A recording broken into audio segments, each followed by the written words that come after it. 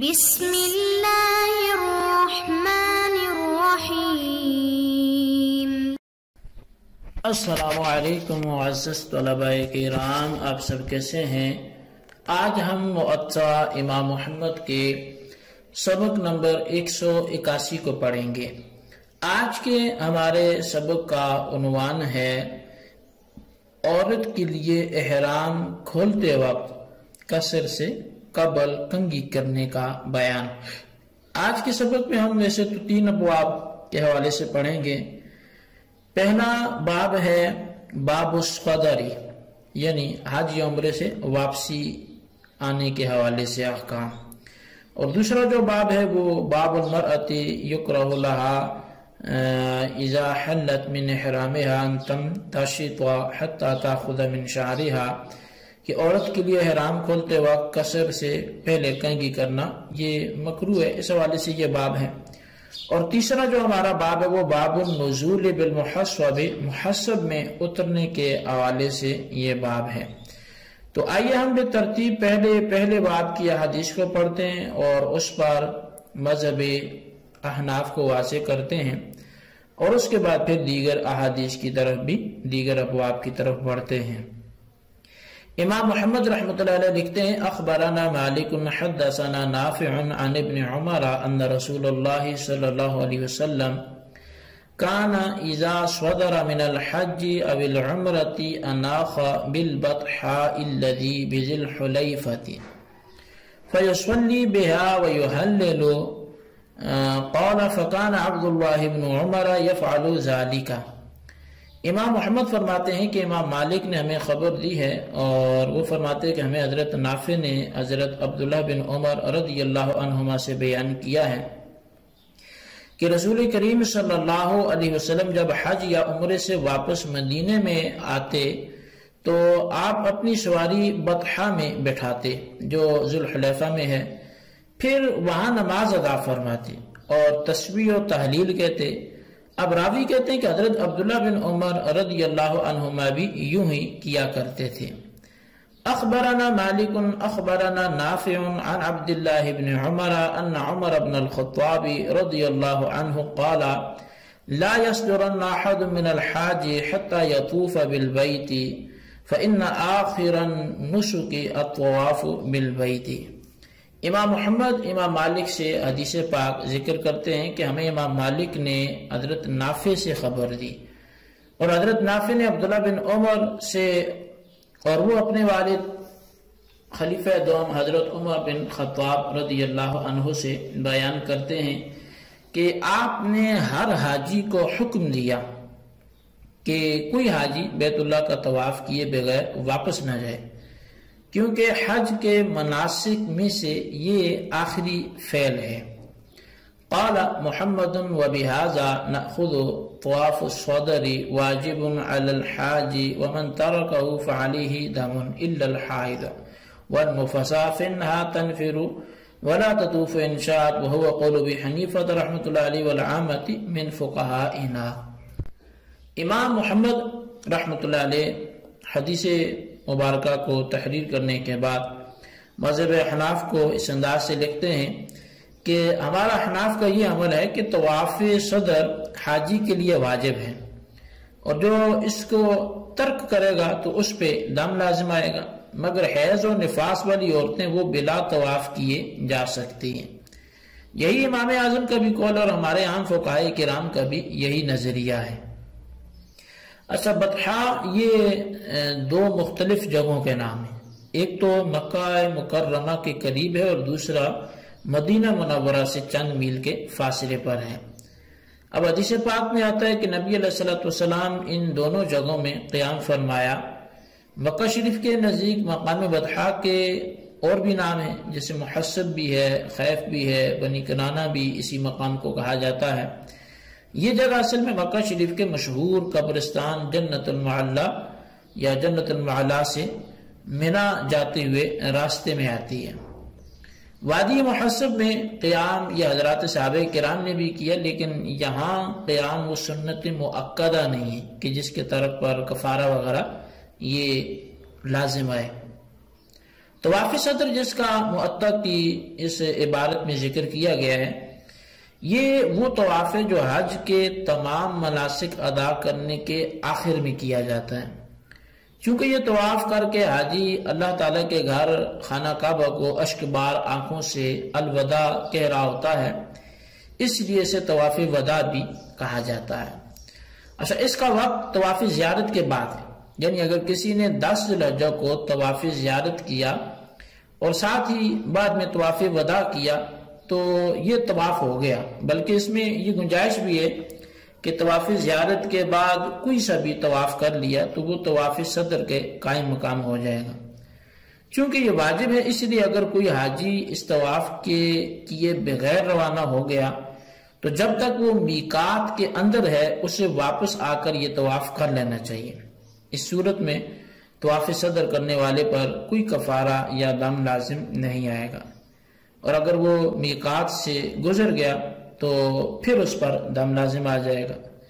اچھا، معطا کی اس روایت میں ایک تو طواف صدر کا ذکر ہوا، یہ واجب ہے اور اس کے طرف پہ دم لازم ہے، اور دوسری بات یہ ہے کہ حیض و نفاس والی عورتیں اس طواف کو ترک کر دیں، کیونکہ اس کی ادائیگی مسجد بیت اللہ میں ہوتی ہے، اور اس حالت میں عورت کو مسجد میں داخل ہونے کی اجازت ہی نہیں ہے، چونکہ عورتوں کا یہ عذر ان کا اپنا اختیار کردہ نہیں ہے، بلکہ یہ تو اللہ تعالیٰ کی طرف سے ہے، لہٰذا ان کے اس ترک کرنے پر کوئی کفارہ لازم نہیں ہوگا۔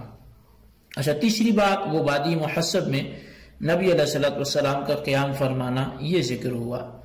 اس پر صحابہ کرام نے بھی بعد میں عمل کیا، تو اب چونکہ آج ہی کے سبق میں ایک باب کو چھوڑ کر مزید آگے باب المحسب نزول باب النزول بالمحسب، تو یہ الگ سے باب آ رہا ہے، تو ایک باب ہم مزید پڑھ لیں، اس کے بعد پھر محسب کے حوالے سے بھی ہم بات کرتے ہیں۔ تو بہرحال یہ پہلا جو ہمارے آج کے سبق کا باب تھا وہ یہیں پہ اپنے اختتام کو پہنچا۔ اب ہم دوسرے باب کی طرف بڑھتے ہیں۔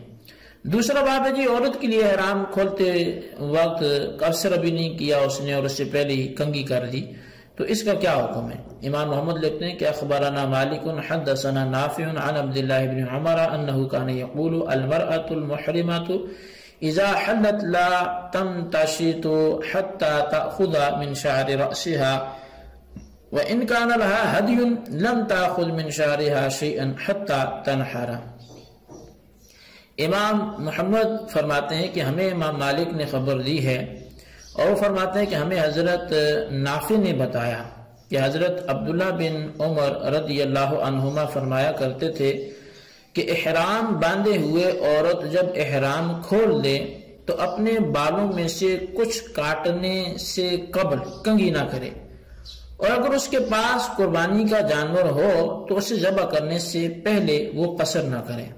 قال محمد وبهذا نأخذ وهو قول ابی حنیفہ رحمۃ اللہ علیہ والعامۃ من فقہائنا۔ امام محمد اس باب کی یہ ایک ہی حدیث تھی، اسے تحریر کرنے کے بعد آپ لکھتے ہیں کہ ہمارا احناف کا بھی اسی پر عمل ہے، اور امام اعظم امام ابو حنیفہ رحمۃ اللہ علیہ کا اور ہمارے عام فقہائے کرام کا بھی کچھ ایسا ہی کہنا ہے، یعنی ان کا بھی یہی قول ہے۔ اچھا، اب اس باب کا خلاصہ یہ ہے کہ احرام کھولنے کا وقت وہ 10ویں ذی الحجہ کو جمرہ عقبہ کی رمی کے بعد قربانی کر لی جائے تو اب احرام سے نکلنے کا وقت آ گیا ہے، اور اب احرام سے نکلنے کا وقت تو آ گیا، لیکن احرام سے نکلنے کا باقاعدہ طریقہ کار کیا ہے؟ تو اس حوالے سے یہ ہے کہ احرام سے نکلنے کا طریقہ یہ ہے کہ اس غرض کے لیے مرد کو حلق کروانا یہ افضل ہے احرام سے نکلنے کے لیے، اور قصر اس کے لیے جائز ہے۔ ان میں سے کسی ایک کام کے کرنے سے وہ احرام کا جو ہے وہ پابندیوں سے ختم ہو جائیں گی اور وہ احرام سے باہر نکل آئے گا۔ اور عورت کے لیے چونکہ حلق کے بجائے قصر کا حکم ہے، اس لیے وہ قصر کے ذریعے احرام سے باہر آئے گی، چونکہ حلق یا قصر سے پہلے احرام باقی ہوتا ہے، اس لیے اگر اس سے قبل کسی عورت یا مرد نے سر کے بالوں میں کنگھی کی تو اس سے بال گرنے کا خطرہ ہے، لہٰذا اس سے بچنا یہ ضروری ہے۔ کیونکہ صورت میں ہر بال کے گرنے پر فدیہ دینا ضروری ہو جاتا ہے۔ اس طرح اگر کسی نے حلق یا قصر سے قبل خوشبو لگائی تو اسے دم دینا واجب ہوگا، اور اگر قربانی بھی حاجی اپنے ساتھ لیے ہوئے ہے تو خواہ وہ لازم ہو یا نفلی ہو، اس کے ذبح کرنے سے قبل کوئی مرد یا عورت حلق یا قصر نہ کرائے۔ تو یہ جو مسائل ہیں یہ ہمارے ائمہ حناف سب کے ہاں متفق علیہ ہیں۔ اس حوالے سے ظاہر ہے مسائل کی دنیا تو وسیع ہے، تو اس کے لیے باقاعدہ پھر کتب فقہ کی طرف رجوع کرنا پڑے گا۔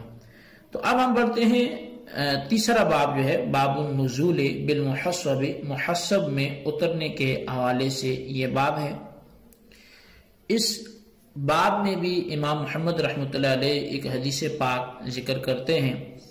آپ فرماتے ہیں کہ اخبرنا مالک حدثنا نافع عن ابن عمر انه كان يصلي الظهر والعصر والمغرب والعشاء بالمحصب ثم يدخل من الليل فيطوف بالبيت۔ آپ فرماتے ہیں کہ ہمیں امام مالک نے خبر دی ہے، اور وہ فرماتے ہیں کہ حضرت نافع نے حضرت عبداللہ بن عمر رضی اللہ عنہما سے بتایا ہے کہ آپ ظہر، عصر، مغرب اور عشاء یہ وادی محصب میں ادا کیا کرتے تھے، پھر رات کے وقت مکہ شریف میں داخل ہوتے اور بیت اللہ شریف کا طواف کرتے۔ اب امام محمد فرماتے ہیں کہ قال محمد ھذا حسن ومن ترک النزول بالمحصب فلا شیء علیہ وهو قول ابی حنیفہ رحمۃ اللہ علیہ۔ امام محمد فرماتے ہیں کہ محصب میں ٹھہرنا یہ بہت اچھا عمل ہے بنسبت اس کے کہ کوئی اسے ترک کیا جائے، لیکن بہرحال اس کے ترک کرنے پر ایسا نہیں ہے کہ کوئی گناہ یا کفارہ لازم ہے۔ احناف کا یہی مذہب ہے، امام اعظم کا بھی یہی قول ہے۔ اچھا، اب چونکہ یہ بات پہلی بھی بیان ہوئی کہ محصب یا ابطح یا بطحا اور خیف بنی کنانہ یہ ایک ہی جگہ کے مختلف نام ہیں۔ یہ وہ جگہ ہے جہاں کفار نے باہم عہد کیا تھا اور قسم اٹھائی تھی کہ بنی ہاشم کے ساتھ نہ کاروبار کریں گے نہ رشتہ داری قائم کریں گے۔ جب نبی اکرم صلی اللہ علیہ وسلم حج سے فارغ ہو گئے، مدینہ منورہ واپسی کا ارادہ کر کے مکہ شریف سے باہر نکلے تو وادی محصب میں قیام فرمایا۔ اب یہ جگہ جنت المعلا کے قریب ہے جو مکہ شریف کا مشہور قبرستان ہے، تو آپ نے یہاں 4 نمازیں یعنی ظہر، عصر، مغرب اور عشاء ادا فرمائی۔ تو اب اس حوالے سے جو سوال ہے وہ یہ بنتا ہے کہ یہاں ٹھہرنے کی شرعی حیثیت کیا ہے، مطلب یہاں ٹھہرنا کوئی لازم ہے، فرض ہے، کیا ہے؟ تو مختلف روایات سے یہ معلوم ہوتا ہے کہ وادی محصب میں اترنا اور ٹھہرنا یہ سنت غیر مؤکدہ ہے جو یقیناً استحباب کا درجہ رکھتی ہے۔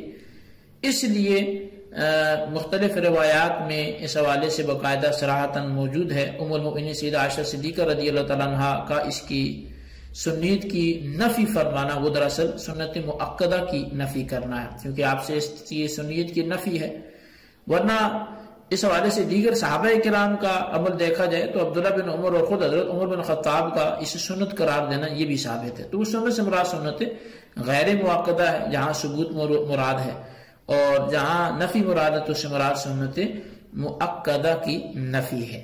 تو ان روایات میں یوں تطبیق دینے سے احناف کا مسلک استحباب والا وہ ثابت ہو جاتا ہے۔ تو بہرحال یہ ہمارا آج کا سبق تھا جی، اس کو آپ اچھی طرح سمجھیں، اس کے خلاصے کو اپنے رجسٹر پر لکھیں۔ اللہ تبارک و تعالیٰ سے دعا ہے جو کچھ ہم نے پڑھا سنا اسے یاد رکھنے کی توفیق نصیب فرمائے، آمین بجاہ نبی الامین صلی اللہ علیہ وسلم۔